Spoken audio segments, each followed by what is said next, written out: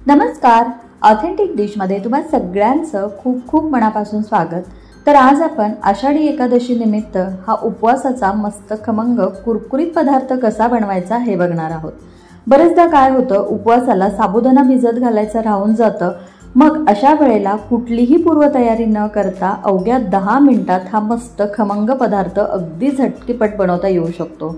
आणि उपवासाला नेहमी तेच पदार्थ खाण्यापेक्षा थोडासा हा वेगळ्या पद्धतीचा आणि वेगळ्या चवीचा पदार्थ बनवला तर नक्कीच सगळ्यांना खायला आवडेल। हा पदार्थ बनवायला अतिशय सोपा आहे।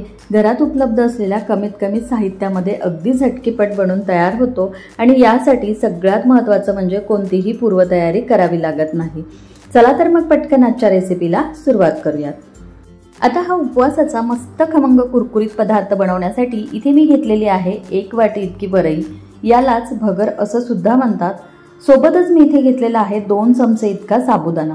आता भगर आणि साबुदाणा आपल्याला भाजून घ्यायचा आहे। त्यासाठी इथे बघा गॅसवर गरम करायला ठेवलेल्या कढईमध्ये मी भगर काढून घेतलेली आहे आणि साबुदाणा थोडाच असल्यामुळे साबुदाणा सुद्धा मी यासोबत भाजून घेणार आहे।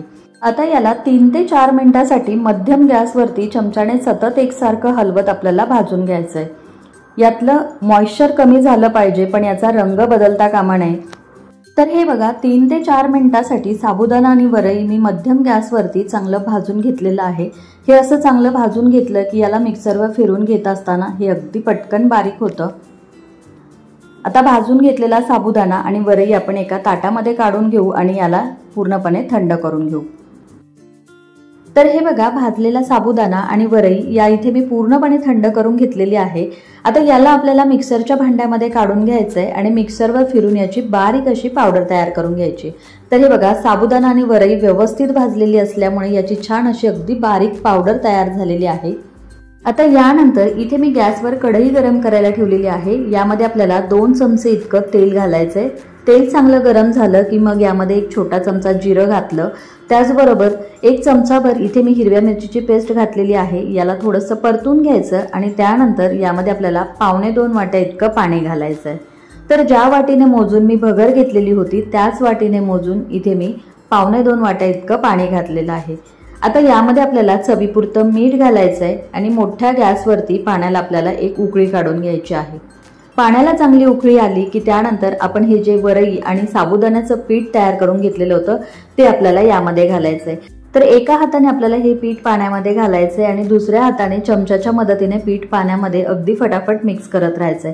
आता ही प्रोसेस करत असताना गॅस आपल्याला मंदच ठेवायचा आहे। तर या इथे तुम्ही बघू शकता आपण घेतलेलं पाण्याचं प्रमाण अगदी योग्य आहे। अगदी परफेक्ट असं हे मिश्रण तयार झालं। आता यामध्ये आपल्याला घालायची आहे थोडीशी बारीक चिरलेली कोथिंबीर। जर का तुम्ही उपवासाला जिरं आणि कोथिंबीर खात नसाल तर नाही घातली तरी सुद्धा चालेल। कोथिंबीर घालून यामध्ये छान मिक्स करून घेतली। आता यानंतर काय करायचं, आपल्याला गॅस बंद करायचा आहे आणि या मिश्रणावरती आपल्याला झाकण ठेवून हे आपल्याला 5 ते 10 मिनिटांसाठी असंच ठेवायचं आहे। आता हे मिश्रण गरम आहे त्यामुळे यावरती झाकण ठेवलं की वरई आणि साबुदाण्याचं पीठ अगदी व्यवस्थित वाफवलं जातं। तर हे पीठ वाफवतंय तोपर्यंत बघा इथे मी 2 उकडलेले बटाटे घेतलेले आहेत। तर इथे मी मध्यम आकाराचे 2 उकडलेले बटाटे घेतलेत। बटाट्यांची साल काढून घ्यायची आणि त्यानंतर बटाटे आपल्याला किसणीने किसून घ्यायचे। तर हे बघा इथे आपले दोन्ही बटाटे किसून झालेले आहेत आणि आपण जे मिश्रण वाफवण्यासाठी ठेवलेलं होतं ते सुद्धा थोडंसं थंड झालेलं आहे। आता ते मिश्रण आपल्याला या ताटामध्ये काढून घ्यायचंय। तर आपण तयार करून घेतलेलं हे मिश्रण आणि बटाट्याचा किस एकमेकांमध्ये व्यवस्थित मिक्स करून घ्यायचा आहे आणि याला चांगलं एकजीव करून याचा मऊसूत असा मस्त असा गोळा मळून घ्यायचा आहे।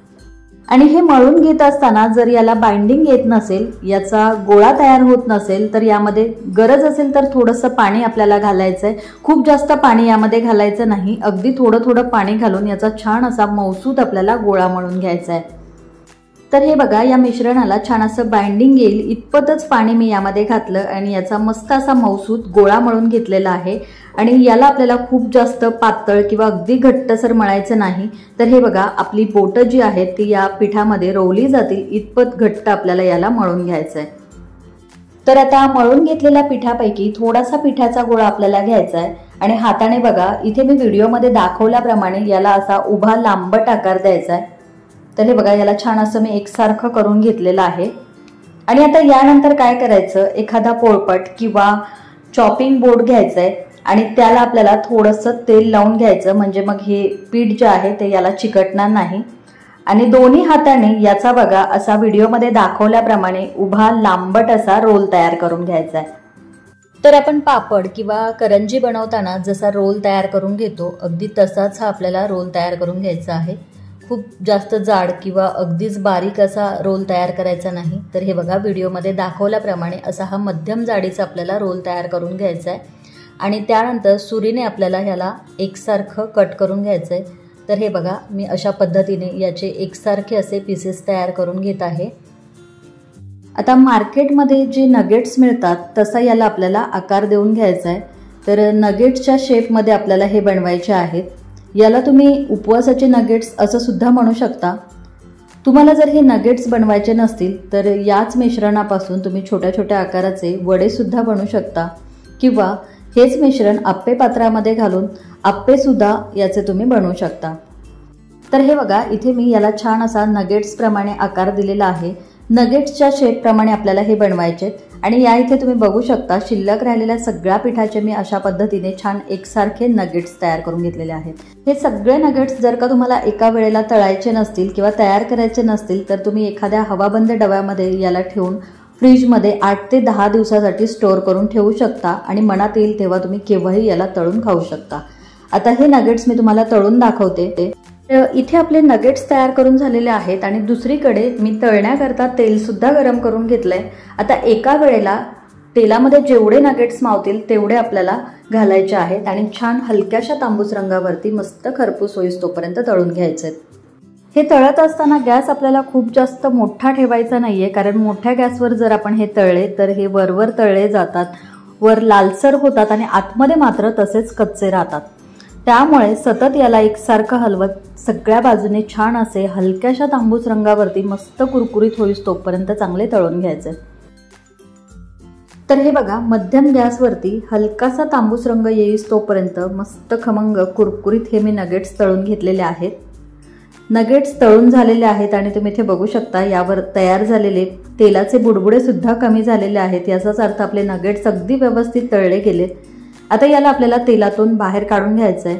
यातलं तेल आपल्याला पूर्णपणे निथळून घ्यायचं आणि नगेट्स आपल्याला तेलातून बाहेर काढून घ्यायचे. तर बघा मस्त कुरकुरीत नगेट्स आपले तळून तयार झालेले आहेत. आता याच पद्धतीने नगेट्सची मी दुसरी बॅच देखील तळून घेणार आहे. तर या ठिकाणी तुम्ही पाहिलंच असेल अगदी कुठलीही पूर्वतयारी न करता अतिशय सोप्या पद्धतीने अवघ्या 10 मिनिटात हे मस्त असे कुरकुरीत आणि खमंग नगेट्स आज आपण बनवून तयार केलेले आहेत.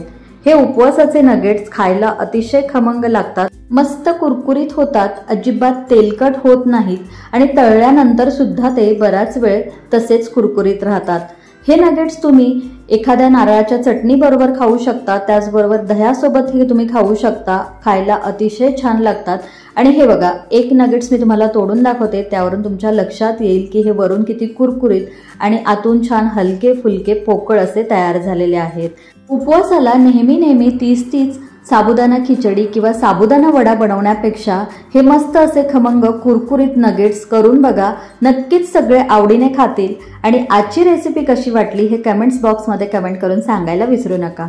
व्हिडिओ आवडला असेल तर लाईक करा, शेअर करा आणि त्याचबरोबर अशा छान आणि नवनवीन रेसिपीज पाहण्यासाठी चॅनलला सबस्क्राईब करायला विसरू नका.